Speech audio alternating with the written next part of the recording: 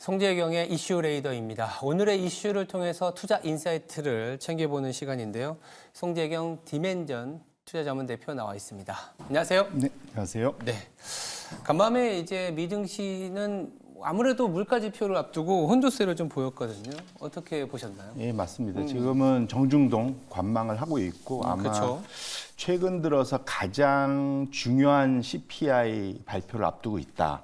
예, 왜냐하면 이제 실적 시즌은 거의 지났고 예. 앞으로 이러한 자신감, 좋았던 실적 시즌의 흐름을 향후 이제 소위 금리 인하에 대해서 연착륙으로 가느냐에 대한 그런 방향성을 잡을 수 있다는 측면에서 지금 월스트리트도 지금 미국도 대부분 지금 그 CPI를 보면서 전반적으로는 관망하고 있는 상황. 그래서 전과후가 좀 많이 다를 것 같고요. 최근에 시나리오는 지금 현재는 이제 전월 대비 미국의 CPI가 핵심 CPI가 0.3을 넘느냐 0.3 밑으로 내려오느냐에 따라서 주식시장이 많이 다를 거다. 그래서 0.3 아래로 완전히 내려서 0.2까지 가면 주식시장이 엄청 좋을 거고 그렇죠. 1, 2% 이상 폭등할 거고 반면에 0.4를 넘어가기 시작하면 한 2% 이상 급락도 할 수 있다. 그래서 상당히 그 좌우가 많이 열려 있는 상황이기 때문에 저희 우리나라는 뭐 내일이 노는 날이라 쉬는 날이라 어떨지 모르긴 했지만 적어도 쉬시면서라도 미국의 그런 흐름, 분위기 이런 것들은 계속 체크해 보실 필요가 있겠다 말씀드립니다.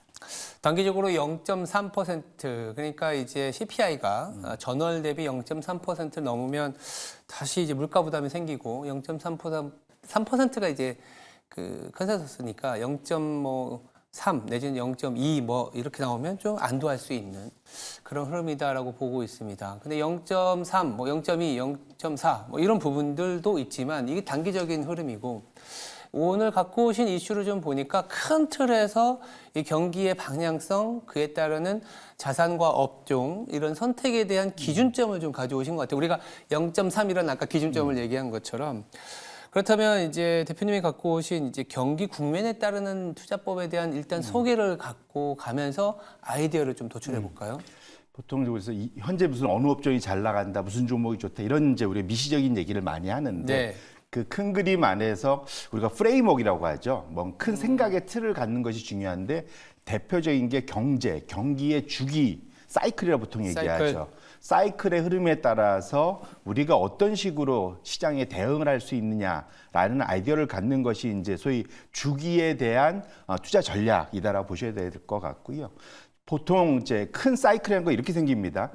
되게 안 좋을 때는, 그러니까 확장기, 일반적으로 전반적으로 좋을 때죠. 이때는 사람들이 돈을 벌기 시작하니까 투자들을 많이 하고 이러다가 정점을 지나면서 그때가 이제 거의 피크죠. 너무 경쟁이 치열해지고 공급 과잉이 되면서 수요를 넘어서고 그러다 보니까 수축이 오고 그러면 이제 공급이 축소되고 그 이후로는 다시 회복이 되는 이런 큰 흐름, 사람들의 그 결국은 현재 시장의 경기에 따라서 투자와 수요가 변화되면서 나타나는 게 전반적인 경제 주기설, 사이클인데요. 이때 보시면은 보통 회복기에는 그 당시에 어느 업종이 주도를 하냐, 주도 업종이 많이 다르다는 거죠. 그래서 보통 회복기 4단계에는 부동산 산업재, 그 다음에 확장기, 본격적으로 올라갈 때는 IT, 금융, 통신 서비스, 경기 소비재. 그 다음에 고점을 막 지나는 그때 고점 때는 금융에너지 소재, 그 다음에 이것이 수축기로 넘어가면 건강관리, 필수소비재, 유틸리티 이런 식으로 이제 대표적으로 평균적으로 지난 50년간, 70년간의 그런 업종 흐름이 나타난다라는 건데요. 최근에 그래서 여기서 이제 보셔야 될 건 뭐냐면 그러면 여기서 우리가 힌트를 얻을 건 최근에 우리 업종이 뭐가 좋았었지? 그렇죠. 를 보면 잘 생각해 보시면 최근에 금융 좋고요. 에너지도 좋고. 예, 에너지 좋았는데 소재가 좀 요즘에 원자재 때문에 좀 상당히 좋죠. 예. 또 그리고 사실은 또 유틸리티도 상당히 좀 나타나고 있고 한 달간은 필수소비재도 나타났습니다. 결국은 적어도 지금 저 주기론상에서는 확실한 건 확장기는 이미 완전히 지났고 정점과 수축기의 어딘가를 지금 우리가 지나가고 있는 거다. 그러니까 결국 그렇게 볼 수가 있는 상황이고요.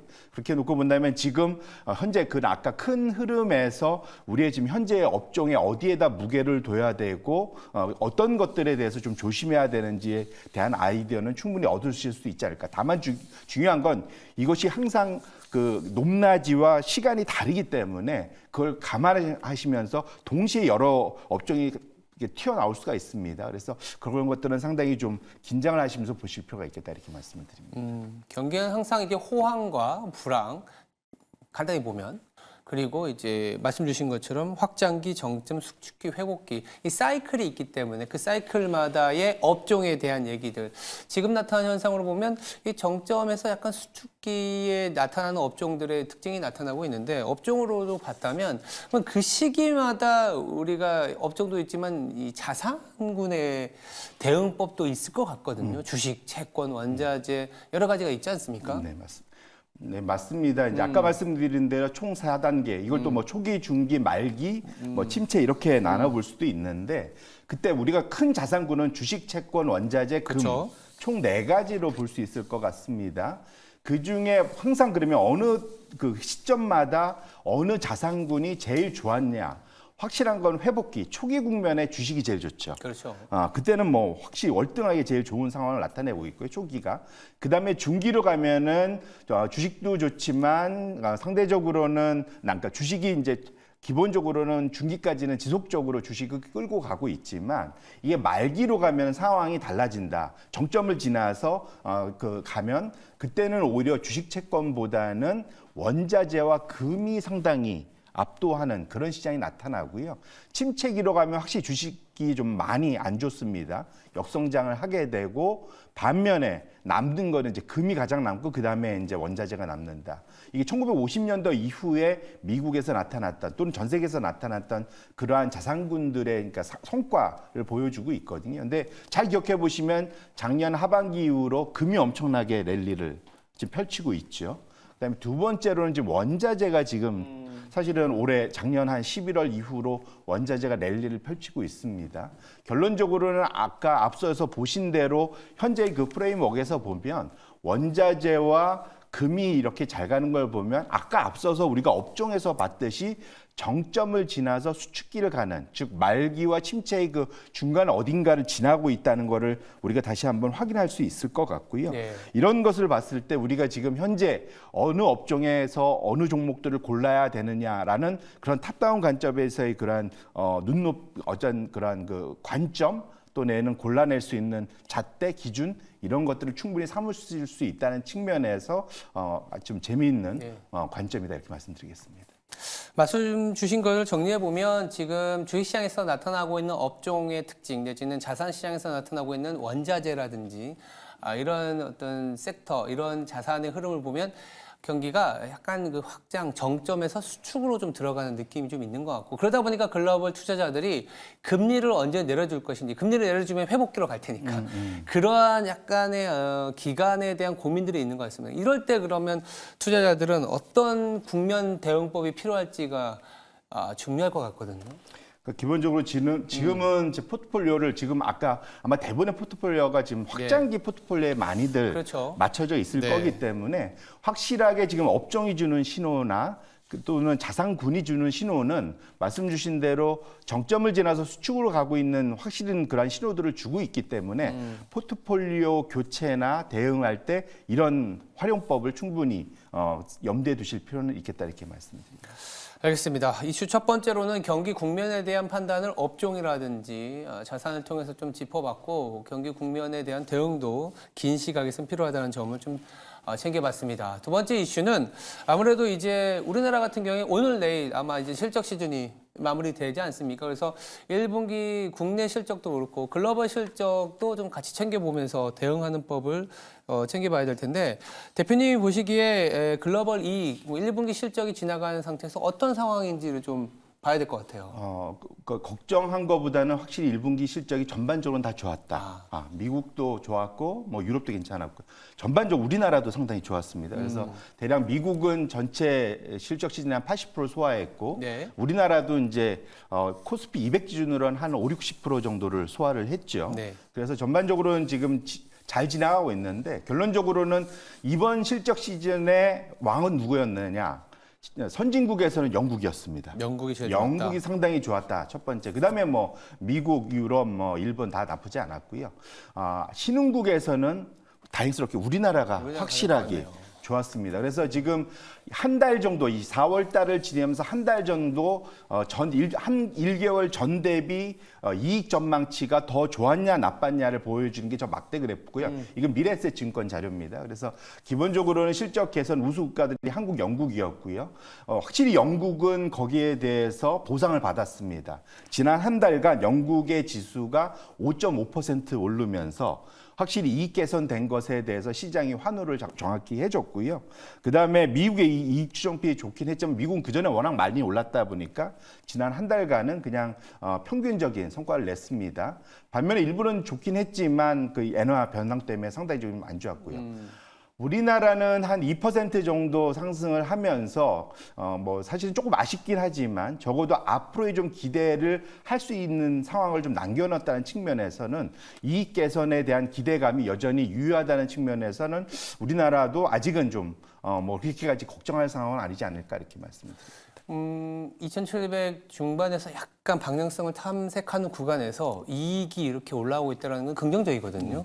어떤 업종 중심으로 올라오고 있는지가 향후에 대한 대응법이 될 것 같은데 어떤 업종 중심이었나요? 예, 그러니까 기본적으로 우리나라 시장 전체로 보면 올해 영업이익이 작년보다 거의 90% 가까이, 90%. 예, 80한8% 성장을 예상을 하고 있고요. 네. 그다음에 순이익 기준으로도 한 55% 성장. 근데 이게 사실 왜 그러냐면 작년이 워낙 너무 안 좋았어요. 예, 워낙 안 좋아. 그러니까 소위 기저 효과라고 그러죠. 맞아요. 그래서 기저 효과가 낮다 보니까 상당히 좀 높게 나오는데 그럼에도 불구하고 말씀드린 대로 좋을 텐데 좋은 것이 이번 1, 4분기를 지나면서 더 좋아지고 있다는 거죠. 지금 차트가 이런데 전체 시장을 보면 올해 그 우리 상장 기업들 중에 거의 우리나라가 한 250조 가까이 영업이익을 낼 거다. 그런데 지금 그래프를 보시면은 최근 들어서 빠르게 우상향하는 즉 이익 전망치가 계속 올라오고 있다라는 것이 상당히 중요한 거고요.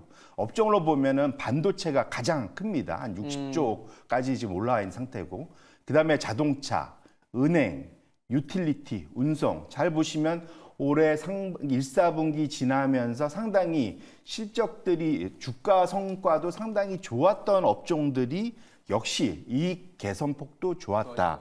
결국은 우리가 왜 자꾸 이익하냐 이익 얘기를 하느냐는 결국은 이익이 좋아져야만 주가도 좋을 수밖에 없다라는 아주 평범하지만 우리가 늘 염두에 댄 진리가 저기에 있다 이렇게 말씀을 드립니다.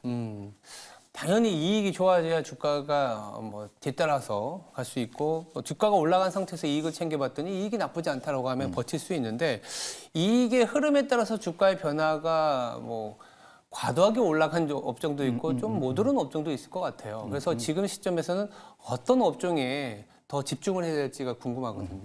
그러니까 이번 실적 시즌을 지나면서 적어도 한 달간 확실히 저평가 국면에 들어가 있는 업종이 있고 고평가. 그렇죠. 무슨 말이냐면 결국은 이익이 개선되는 속도에 비해서 주가가 덜 올랐으면 저평가죠. 이익 개선은 별로 없는데 주가만 먼저 기대감 때문에 올랐으면 고평가죠. 그래서 지금 저평가 국면에 올라 있는 대표적인 업종이 반도체하고 증권입니다. 결국은 증권 같은 경우는 앞서서도 논의하셨던 PF, 예. 하반기 이것이 어떻게 개선되느냐, PF에 대한 부실 처리가 충분히 아직은 안 돼 있는 걸로 저는 알고 있는데 결국은 증권업계에서 이것이 잘 원만히 해결되면 확실히 이제 주가로 반영을 할 거고요. 반면에 좀 사실은 이제 기대감 때문에 빨리 올라온 데가 이제 철강 비철금속이나 소매 유통, 조금 이제 화장품 의료 이런 쪽이 상당히 좀 너무 생각보다 이익 개선 속도보다 주가가 더 먼저 올라 있는 측면이 있다. 그럼 결론적으로 우리가 해결해야 될 방법은 상당히 저평가 국면에 있는 종목들은 기다려 봐야겠죠. 모멘텀. 그렇죠. 어떤 식으로 갈 거냐. 대표적으로 반도체는 다음 주 목요일에 있을 엔비디아의 실적이 상당히 시장의 흐름을 좀 좌우할 것 같고요. 증권은 당연히 이제 PF의 처리 이런 것이 중요할 겁니다. 그렇죠. 그리고 이제 고평가 영역에 있는 그런 업종들은 기대감 때문에 빨리 올랐기 때문에 그런 주가를 따라갈 수 있을 만큼의 이익 개선의 그러한 실제를 확인할 수 있느냐가 중요할 겁니다. 그래서 많이 오른 업종에 있는 종목들은 당분간은 좀 관망하시면서 실적 개선을 좀 잘 체크해 보실 필요가 있겠다 이렇게 말씀을 드립니다. 보니까 주도 뭐 최근에 이제 실적 시즌에서 주도 업종이었던 화장품이나 조선기계도 눈에 보이고 다행이라고 할까요? 반도체가 저평가 국면에 있기 때문에 다음 주에 엔비디아 실적을 통해서 또 한번 우리 시장에 메인 섹터, 주도 섹터가 되는 것도 기대해 보도록 하겠습니다. 네, 지금까지 송재경 디멘전 투자자문 대표였습니다. 감사합니다.